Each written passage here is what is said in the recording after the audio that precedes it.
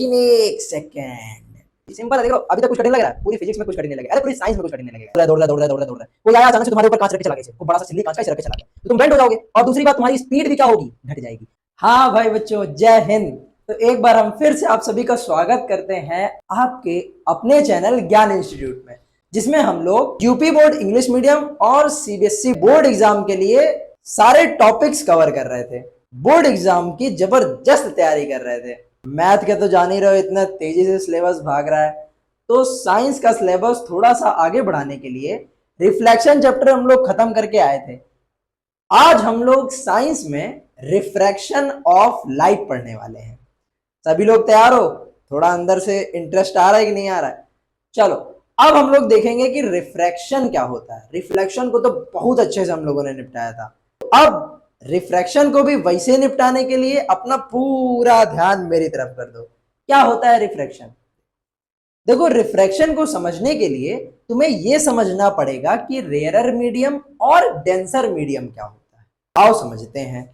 Simple सी भाषा, देखो पहले सिंपल भाषा समझेंगे, फिर थोड़ा बहुत जो साइंटिफिक लैंग्वेज है उसको समझेंगे। सिंपल भाषा में रेयरर का मीडियम होता है हल्का, पतला, और डेंसर का मतलब होता है गाढ़ा। अब एक बात बताओ, जैसे मान लो कोई हल्की जगह है, हल्की जगह मतलब खुली खुली जगह, तुमको अगर वहां पर दौड़ा दिया जाए तो वहां पर तुम तेज भागोगे, या फिर एकदम बहुत भीड़ लगा दी जाए मॉल वॉल में, कोई भगदड़ मच गई वहां पे थे, भगदड़ में तो तेज भागोगे यार, सॉरी, जहां कहीं भीड़ लगी है कोई मेला वेला उसमें तेज भागोगे, मेले में तेज भागोगे नहीं। अगर खाली रोड मिल गई तभी तो तेज भागोगे, जाहिर सी बात है। तो बस वही लाइट के साथ केस होता है। The medium in which light travels faster, यानी कि जिसमें लाइट तेज भागती है, वो कौन सा मीडियम? Rarer medium. उल्टा, the medium in which light travel slower, उसे क्या बोला जाता है? Is called denser medium. बोलो बात समझ में आई? डेंसर और रेयर समझ में आ गया? बस बहुत बढ़िया। देखो एक बात बताएं, कभी भी तुम ये बता ही नहीं सकते कि कौन सा मीडियम डेंसर है और कौन सा मीडियम रेयर है, जब तक दोनों की कंपैरिजन ना कराई जाए। अब हमने तुमसे कह दिया कि वाटर के बारे में बताओ, वाटर कैसा मीडियम है, डेंसर है कि रेयर है? जिसने अगर बोल दिया कि रेयर मीडियम है, गलत है, और जिसने बोल दिया डेंसर मीडियम है, वो महा गलत है। देखो, वाटर है ना जो, वो रेयर भी है और डेंसर भी है। हम नहीं बता सकते कि वाटर कैसा है जब तक कंपैरिजन ना कराई जाए। देखना अभी तुम ही बताओगे, दोनों वाटर को ही तुम दोनों बताओगे, वाटर और ग्लास। वाटर की कंपैरिजन कराई हमने ग्लास से, दोनों में बताओ गाढ़ा कौन? ग्लास गाढ़ा। तो भाई इस दोनों में बताओ डेंसर कौन सा हो गया? ग्लास डेंसर हो गया, और वाटर क्या हो गया? रेयरर हो गया। तो इसका मतलब आप समझ में आ गया कि वाटर रेयरर मीडियम है। लेकिन एक सेकेंड, अब हमने कंपैरिजन करा दी इसकी एयर से, हा? अब बताओ कौन कौन गाढ़ा, वाटर की एयर? वाटर। अब वाटर कैसा हो गया? डेंसर, और एयर कैसी हो गई? रेयरर। ये क्या हो रहा है? मतलब एक ही चीज डेंसर भी हो सकती है और वही चीज रेयरर भी हो सकती है? बिल्कुल, ये सब कुछ डिपेंड करता है कंपैरिजन पर, ठीक है।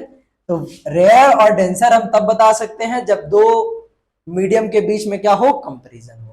लेकिन एक ऐसा मीडियम है जो हमेशा रेयर रहता है, और वो है वैक्यूम। वैक्यूम एक ऐसा मीडियम है जो ऑलवेज रेयरर मीडियम ही रहता है, ठीक है। तो यानी कि सबसे ज्यादा लाइट की स्पीड किसमें होगी? तो वो होगी वैक्यूम में। ठीक, कितनी होगी? देखो कुछ लाइट की स्पीड है, ये तुम याद कर लो ना तो तुम्हारे लिए बहुत आसानी रहेगी।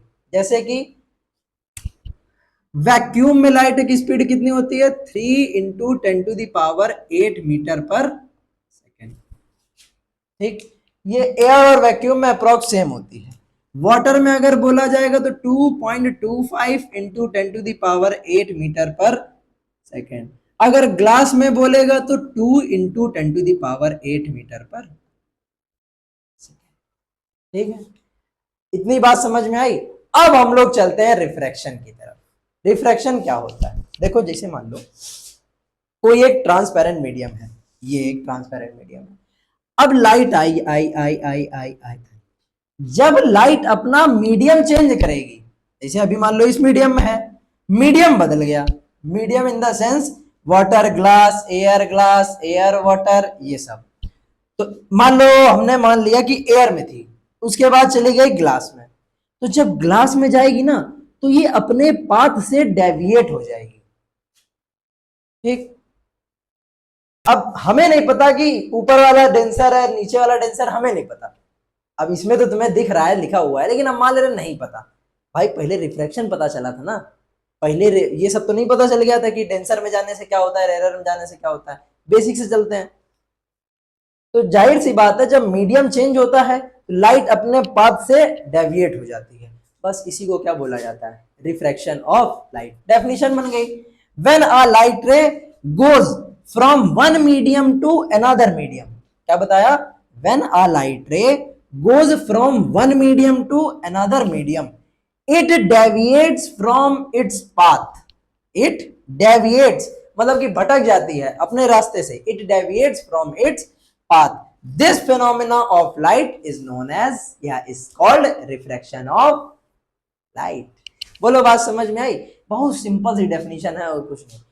अब तुमसे पूछ लिया जाता है कि रिफ्रैक्शन, लाइट के रिफ्रैक्शन का मेन रीजन क्या है, कि लाइट रिफ्लेक्ट क्यों होती है। तुम अपने से मान लो, तुमको अगर हम हवा में दौड़ाएं, ठीक, हवा में दौड़ते दौड़ते दौड़ते दौड़ते अचानक से तुम्हारे ऊपर पानी फेंक दें, कांच फेंक दें, तो तुम हल्का सा झुक नहीं जाओगे?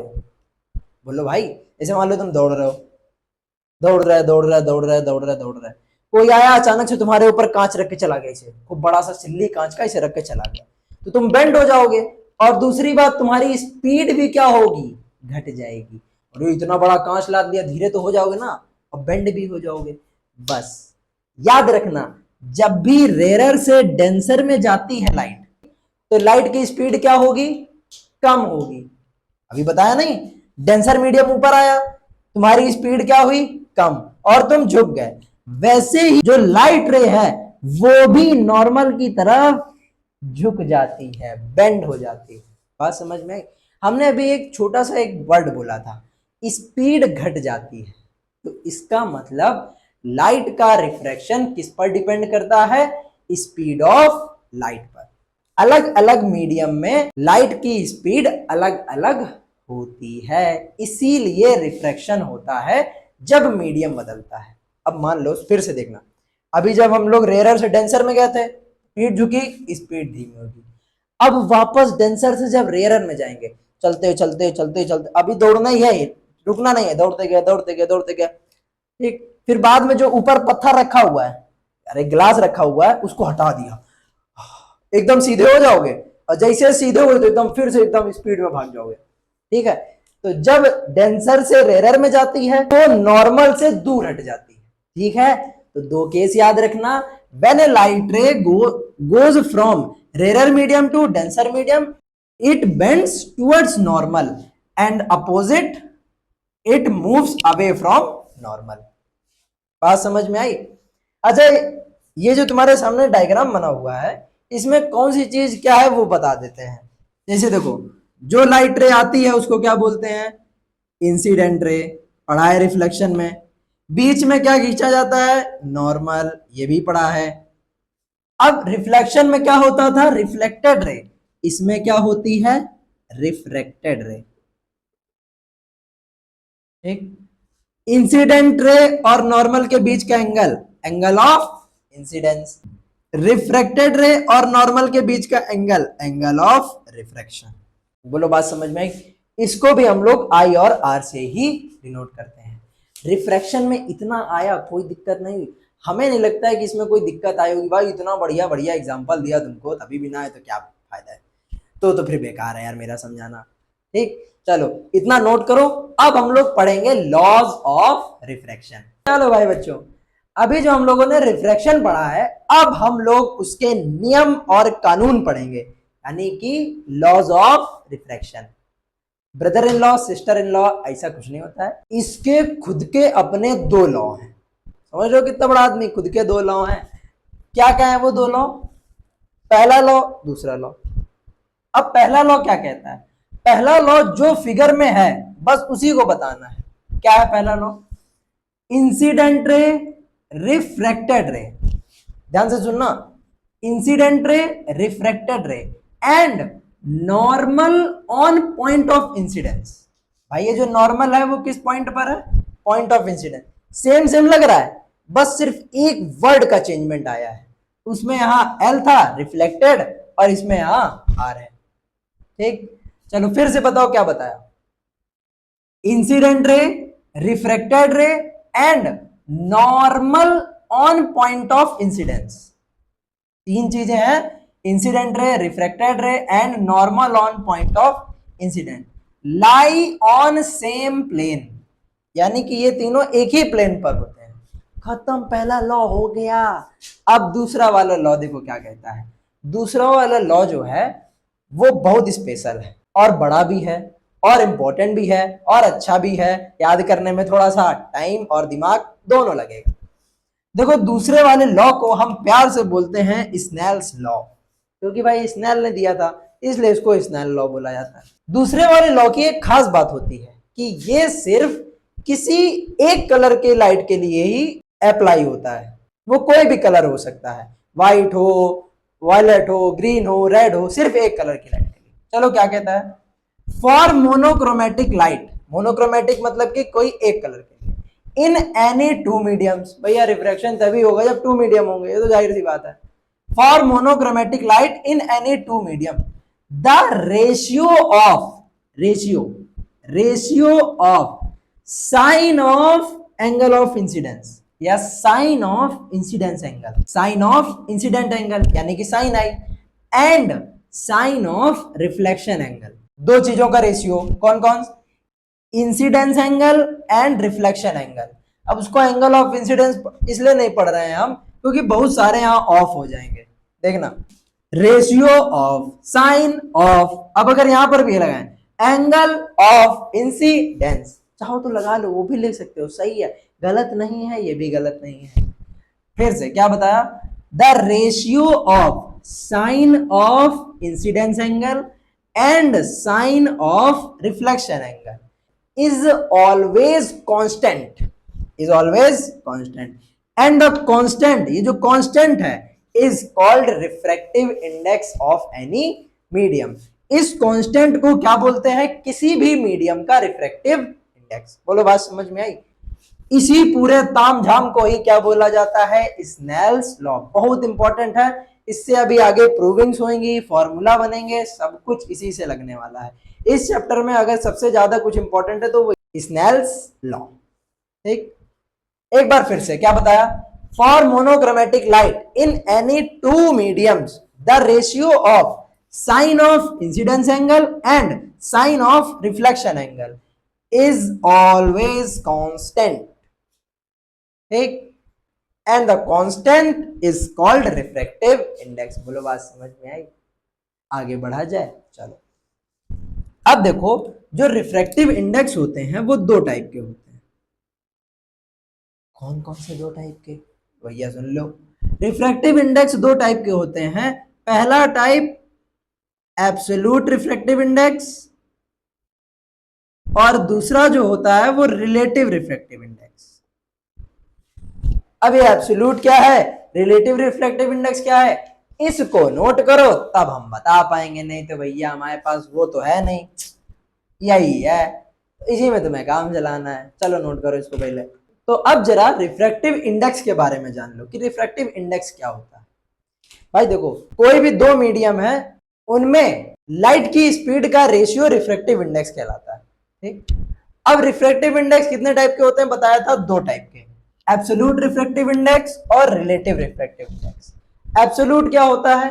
देखो ये डेफिनेशन बाद में देखना, एक छोटा सा देखने का तरीका समझ लो। जब भी दो मीडियम में से एक मीडियम वैक्यूम हो, ठीक, तो वो हमेशा क्या होगा? Absolute refractive index. अगर दोनों मीडियम कोई दूसरे हो वैक्यूम के अलावा, तो वो कौन सा होगा? Relative refractive index. खत्म, बस इतना ही है। अब डेफिनेशन देख लो क्या कहती है, the ratio of speed of light in vacuum and speed of light in medium, यानी कि एक मीडियम ऊपर वाला कौन सा होगा? जिससे लाइट जा रही है वो मीडियम हमेशा कौन सा रहेगा? वैक्यूम। किसमें? एब्सोल्यूट रिफ्रैक्टिव इंडेक्स में। ठीक, चलो, the ratio of speed of light in vacuum and speed of light in medium is called absolute refractive index. Formula क्या होता है, n is equal to c upon v. उसके बाद relative refractive index क्या होता है, बस जैसे मान लो कोई दो मीडियम दिए गए, ये पहला मीडियम और ये दूसरा मीडियम, रे पहले मीडियम से दूसरे मीडियम में जा रही है, तो बस the ratio of speed of light in first medium and speed of light in second medium is called relative refractive index. अच्छा, इसको पढ़ते क्या है, इसे लिखा है 1 and 2, इसको क्या पढ़ते हैं, ध्यान से सुनो, इसको पढ़ते हैं, उल्टा पढ़ते हैं, हमेशा उल्टा, refractive index of medium 2 with respect to medium 1। देखो भाई, जिसकी रिस्पेक्ट करते हैं उसको हमेशा आगे रखते हैं, बस रिस्पेक्ट टू मीडियम 1। जैसे मान लो ये लिखा हुआ है ANG, G माने ग्लास, A माने एयर, क्या पढ़ेंगे इसको, refractive index of glass with respect to air. ठीक, अच्छा, इसका अगर फॉर्मूला बनाए तो क्या बनेगा, पहला मीडियम ऊपर और दूसरा मीडियम नीचे। ठीक, एयर या वैक्यूम में लाइट ऑफ स्पीड को स्पेसिफिकली हम C से डिनोट करते हैं, तो C अपॉन। ठीक, क्या वैसे इसको नहीं पढ़ पाओगे, WNG पढ़ो। अच्छा, refractive index of glass with respect to water, क्या लिखेंगे इसको, W ऊपर और G नीचे, VW अपॉन। सिंपल है, देख लो, अभी तक कुछ कठिन लग रहा है, पूरी फिजिक्स में कुछ कठिन नहीं लगेगा, अरे पूरी साइंस में कुछ कठिन नहीं लगेगा यार। ठीक है, बोलो इतनी बात समझ में आई। अब देखो, कुछ बहुत एक इंपॉर्टेंट चीज है कि रिफ्रैक्शन के टाइम लाइट की ऐसी कौन सी क्वालिटी है जो नहीं बदलती है, तो भाई लाइट की फ्रीक्वेंसी नहीं बदलती है, फ्रीक्वेंसी सेम रहती है। बदल क्या जाएगी, स्पीड ऑफ लाइट बदलेगी, वेवलेंथ ऑफ लाइट भी बदल जाएगी, उसका ही फॉर्मूला सेम, λ1 अपॉन λ2। ठीक है, बोलो बात समझ में आई। डेफिनेशन एक बार में ना याद हो दूसरी बार देख लेना भाई, कॉन्सेप्ट समझ में आया कि नहीं समझ में आया। एब्सोल्यूट मतलब एक मीडियम ऊपर वाला वैक्यूम होगा, और रिलेटिव में दोनों मीडियम वैक्यूम के अलावा और कुछ भी हो सकते हैं। पढ़ा कैसे जाता है वो भी समझ में आ गया, पीछे वाले का रिफ्रैक्टिव इंडेक्स होता है और आगे वाले की हम बहुत ज्यादा रिस्पेक्ट करते हैं, तो refractive index of glass with respect to air. अब हम लोग देखेंगे रिवर्सिबिलिटी ऑफ लाइट रेज। ठीक, बहुत इंपॉर्टेंट है, लेकिन उससे पहले ये जो तुम्हारे सामने टेबल बन के आ रही है, इस टेबल में जो भी रिफ्रैक्टिव इंडेक्स लिखे हुए हैं वो तुम याद कर लेना, हो सकता है आगे कभी न्यूमेरिकल लगाओ तो इसकी जरूरत पड़ जाए। ठीक, और दोस्तों में भाई डूड बनने के लिए भी तुम आराम से इसको यूज कर सकते हो। ठीक, अब इतना नोट करो, फिर हम लोग आगे पढ़ते हैं। हाँ भाई बच्चों, तो अब हम लोगों को पढ़ना है रिवर्सिबिलिटी ऑफ लाइट रेज क्या होती हैं। देखो, कुछ नहीं, सीधा सा फॉर्मूला होता है इसका एक, कि ANG बराबर 1 अपॉन GNA, यानी कि लाइट का जो पाथ है अगर वो हम लोग उल्टा कर देंगे तो रिफ्रैक्टिव इंडेक्स कुछ ऐसा दिखाई देगा। जैसे मान लो अगर दो मीडियम है, पहला मीडियम और दूसरा मीडियम, अगर हमको इसमें रिवर्सिबिलिटी अप्लाई करनी है तो क्या करेंगे, 1 and 2 बराबर 1 अपॉन 2n1, ये दोनों बातें बराबर ही हैं। अब ये कैसे आता है इसको जरा हम लोग देखते हैं, इसकी प्रूविंग देख लेते हैं क्या। अच्छा, इसमें क्या करना है, दो चीजों की बात करनी है, सबसे पहला ANG की और दूसरी बात GNA की। ANG कब निकाला जाएगा, जब लाइट रे एयर से ग्लास में जाएगी, बस number 1, when light ray is going from air to glass, air यानी कि A टू ग्लास यानी कि G। ठीक, अब जब एयर से ग्लास में जा रही तो इसमें लगा दो स्नेल्स लॉ, तो बाई स्नेल्स लॉ, क्या कहता है स्नेल्स लॉ? अच्छा एक चीज इस फिगर में देख लो, एयर से ग्लास में जा रही है तो ये एंगल हमने मान लिया आई और ये एंगल हमने मान लिया आर। ठीक, चलो स्नेल्स लॉ क्या कहता है, n is equal to sine I upon sine r, यही तो कहता है। ठीक, अब एन की जगह बताओ क्या लिखेंगे, देखो जिससे रे जाती है उसको आगे और जिसमें जाती है उसको बाद में। ठीक, इसको कह दे रहे हैं हम इक्वेशन नंबर फर्स्ट। अब पता है क्या करना है, रिवर्सिबिलिटी है तो लाइट का जो पाथ है उसको रिवर्स कर देते हैं, कर दो। तो on reversing the path of light,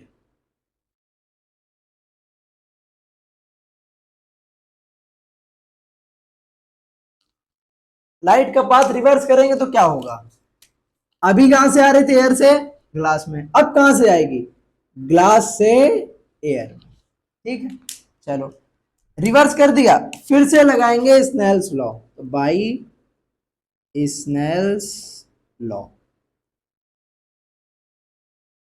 फिर बताओ इस बार कहां से जा रही है, ग्लास से, कहां को जा रही है, एयर में। ठीक, angle of incidence upon angle of reflection, angle of incidence इस बार आई का काम क्या करेगा, इंसिडेंट एंगल का आर, तो इस बार आ गया ऊपर साइन आर, नीचे बताओ इस बार क्या होगा, भाई ये एंगल ऑफ रिफ्लेक्शन का काम ये करेगा ना, तो साइन आर अपॉन साइन आई, इसको कह दिया इक्वेशन नंबर टू। भाई जब नीचे से रे जाएगी तो ये होगा इंसिडेंट रे, इंसिडेंट रे और नॉर्मल के बीच का एंगल, एंगल ऑफ इंसिडेंस।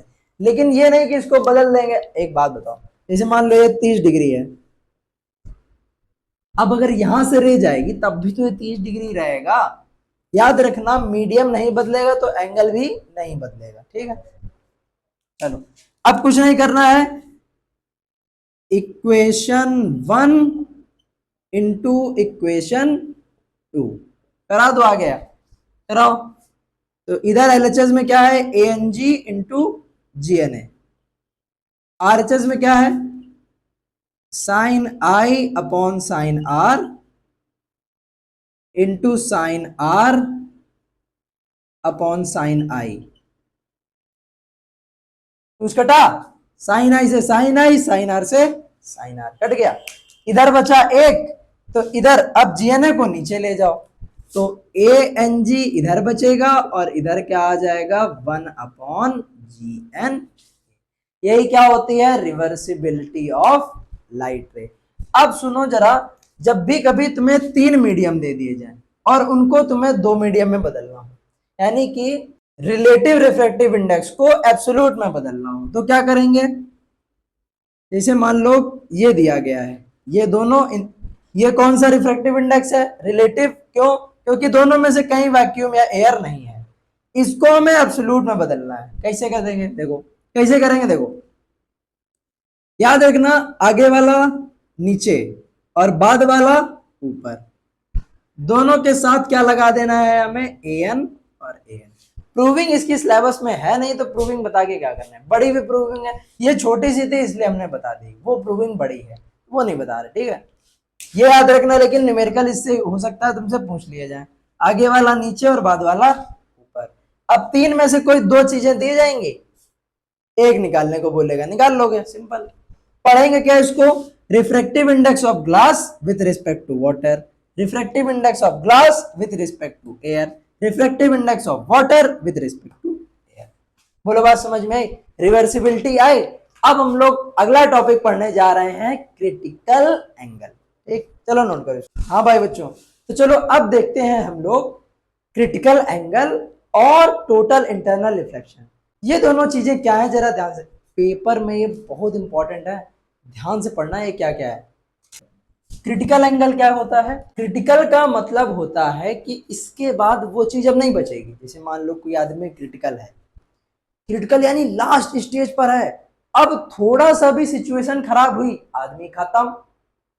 ठीक, वैसे ही अब ये क्रिटिकल एंगल इसके खत्म होने को बता रहा है, तो ये क्रिटिकल एंगल रिफ्रैक्शन के खत्म होने को बता रहा है। कैसे देखो, कैसे मान लो ऊपर है ग्लास, नीचे है एयर, मतलब ऊपर डेंसर मीडियम, नीचे रेरर मीडियम। डेंसर मीडियम से जब रेरर मीडियम में लाइट रे जाती है तो नॉर्मल से दूर हटती है, जाहिर सी बात है, सबको पता है।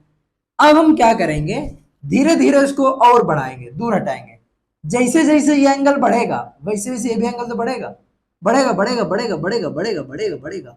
एक एंगल ऐसा आएगा कि ये बिल्कुल पैरेलल हो जाएगी इसके, ये जो सरफेस दिख रहा है एकदम इसके पैरेलल हो जाएगी। बस उसी एंगल को क्या बोला जाता है, क्रिटिकल एंगल। यानी कि अब इसके बाद हमने जरा भी एंगल बढ़ाया तो रिफ्रैक्शन खत्म हो जाएगा। बात समझ में आई? तो बस अब ये डेफिनेशन होती है, the angle of incidence made in denser medium, the angle of incidence made in denser medium for which the angle of refraction made in rare medium is 90 is called critical angle. क्या बताया, द angle of incidence made in denser medium for which the angle of refraction made in rarer medium is 90 is called critical angle। critical angle समझ रहे हो, rarer medium में angle of refraction है उसे करना है 90, तो फिर जो एंगल ऑफ इंसिडेंस बनेगा डेंसर मीडियम में वो हो जाएगा तुम्हारा क्रिटिकल एंगल के बराबर। बोलो बात समझ में आई? डेफिनेशन एक बार और देख लो, the angle of incidence made in denser medium for which the angle of refraction made in rarer medium is 90 is called critical angle। it is denoted by IC। ठीक, अब देखो जरा, ये फिगर हटा रहे हैं हम यहां से, इतना बनाने के बाद ये फिगर हम यहां से हटा रहे हैं। यहां पर हम तुम्हें बताएंगे relation between n and IC। N मतलब रिफ्रैक्टिव इंडेक्स और IC मतलब क्रिटिकल एंगल। चलो भाई देखते हैं, ये यहां से यहां जा रही, क्या लगाना है हमें, तुम यहां पर हम लगाएंगे स्नेल्स लॉ। बताओ I का काम क्या कर रहा है, IC, और R का काम क्या कर रहा है 90 डिग्री, बाई स्नेल्स लॉ। बताओ स्नेल्स लॉ क्या कहता है, n is equal to sine I upon sine R। ठीक, बताओ n की जगह कैसे लिखेंगे, बताओ रे कहां से जा रही, ग्लास से, कहां को जा रही है, एयर। I की जगह क्या लिख देंगे IC, और R की जगह 90। बताओ साइन 90 की वैल्यू कितनी होती है, 1, तो GNA बराबर क्या आ जाएगा, साइन IC। ठीक, अच्छा हमें तुम बताओ GNA को क्या हम 1 अपॉन ANG नहीं लिख सकते? भैया अभी पढ़ा था रिवर्सिबिलिटी ऑफ लाइट रे, और बराबर में क्या चल रहा है, साइन IC। दोनों तरफ पलटा दो, तो ANG बराबर क्या आ जाएगा, 1 अपॉन साइन IC लिख दो, या फिर 1 अपॉन साइन C लिख दो। बोलो बात समझ में आई? ये हो गया तुम्हारा क्रिटिकल एंगल और रिफ्रैक्टिव इंडेक्स में रिलेशन। क्या होता है, ANG is equal to 1 upon sine IC। अब इसके बाद तुम ये सोचो, अगर हम थोड़ा सा भी एंगल बढ़ा दें तो क्या होगा, बताए क्या होगा? अगर हमने थोड़ा सा एंगल बढ़ाया, यानी कि I की वैल्यू क्रिटिकल एंगल से ज्यादा करें, तो ये दूसरे मीडियम में नहीं जाएगी रे, ये वापस उसी मीडियम में लौट जाएगी।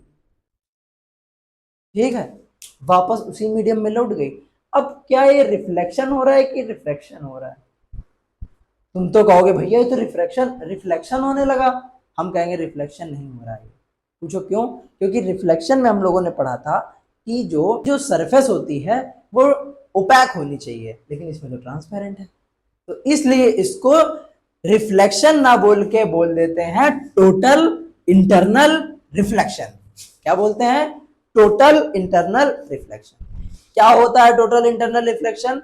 जब इंसिडेंट एंगल की वैल्यू क्रिटिकल एंगल से बढ़ा देते हैं, ज्यादा कर देते हैं, तो जो रे है वो दूसरे मीडियम में ना जाकर उसी मीडियम में वापस लौट जाती है। इसी को क्या बोला जाता है? Total internal reflection. अब डेफिनेशन देख लो बस।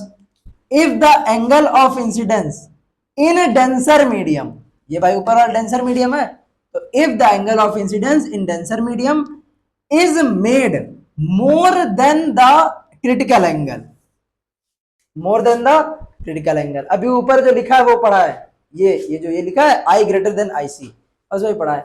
If the angle of incidence in denser medium is made more than the critical angle, the light ray does not go, मतलब अगले मीडियम में नहीं जाती, does not go to the rarer medium but returns to the denser medium, returns to the denser medium. This phenomena of light is called total internal reflection। क्या बताइए definition एक बार फिर से बताओ। If the angle of incidence in a denser medium made more than the critical angle, then the light ray does not go to the rarer medium but it returns to the denser medium। This phenomena of light is called total internal reflection। अब देखो total internal reflection की दो condition होती है। कौन कौन सी condition? पहली condition और दूसरी कंडीशन। पहली कंडीशन ये है कि जो लाइट रे है वो ऑलवेज डेंसर मीडियम से रेरर मीडियम में जानी चाहिए। Light ray should always go from denser medium to rarer medium. ठीक। दूसरा क्या है इसकी कंडीशन? दूसरी कंडीशन ये है कि एंगल ऑफ इंसिडेंस की वैल्यू हमेशा बड़ी होनी चाहिए क्रिटिकल एंगल से। ठीक। Angle of incidence is always greater than the critical angle. बोलो बात समझ में आई? ये दोनों कंडीशन इतना लिख लोगे, इतने में कोई दिक्कत आएगी? नहीं आएगी ना। चलो भाई, अब देखो टोटल इंटरनल रिफ्लेक्शन से रिलेटेड हमारी डेली लाइफ में जो हम लोग देखते हैं उसके कुछ एग्जांपल्स हैं। जैसे पहला एग्जांपल, हम पूरा इसमें इस वीडियो में पूरा एक्सप्लेन नहीं कर रहे हैं, इसके हम ऐसा सोच रहे हैं कि अलग से इसके एग्जांपल की वीडियो डाल देंगे, उसमें पूरा एक्सप्लेन कर देंगे। इसमें नहीं कर रहे हैं, अगले वीडियो में कर देंगे। ठीक, कोई दिक्कत तो नहीं रहेगी? कोई दिक्कत नहीं रहेगी। देखो जैसे कि अगर हम एक कोई टेस्ट ट्यूब लें और उस टेस्ट ट्यूब को पानी में डालें, तो वो टेस्ट ट्यूब पानी में डालने के बाद तुमको चमकदार दिखाई देगी। रीजन इसका क्या है? Total internal reflection. कैसे होता है ये अगले वीडियो में बताएंगे। वही अगर हम कोई अंडा या कोई घड़ा उसमें कालिक पोत दें, कालिक मतलब कि कार्बन लगा दें और फिर उसको पानी में डालें, तो वो चांदी जैसे दिखाई देगा। इसका हमने एक्सपेरिमेंट भी किया हुआ है जो कि चैनल में पड़ा हुआ है, देख लेना। या फिर कभी कभी देखा होगा तुम लोगों ने कि रोड में जा रहे हो और सामने से जो गाड़ी आ रही है, धूप में सामने से जो गाड़ी आ रही है उसकी इमेज रोड में बनती हुई दिखाई देती है, या सामने रोड में दूर ऐसा लगता है पानी भरा हुआ है, जिसको हम लोग मिराज बोलते हैं। रेगिस्तान में ज्यादा होता है, ऐसा लगता है वहां सामने कोनो पानी भरा है, उसका परछाई दिख रही है। वहां पानी नहीं भरा होता है, एक्चुअल में वो मिराज होता है। ठीक। या फिर कभी कभार, या फिर सबसे बड़ा हीरे का चमकना यानी डायमंड, और एक और होता है जैसे कभी कभार किसी कांच में क्रैक पड़ जाए तो वो शाइन करता है। ये सबके सब किसके एग्जाम्पल है? टोटल इंटरनल रिफ्लेक्शन के। तो यहां से हमारा रिफ्रैक्शन टॉपिक खत्म होता है। बाकी ये जो अभी हमने तुम्हें एग्जांपल दिए, पीछे का रीजन अलग वीडियो में सबके एक साथ बता देंगे। हाँ, मिराज थोड़ा बड़ा टॉपिक है इसलिए उसको अलग से बता देंगे। ठीक है, चलो भाई, अब हम लोग मिलेंगे इसी के अगले वीडियो में। तब तक स्वस्थ रहो, मस्त रहो, आबाद रहो, हंसते खेलते रहो। जय हिंद।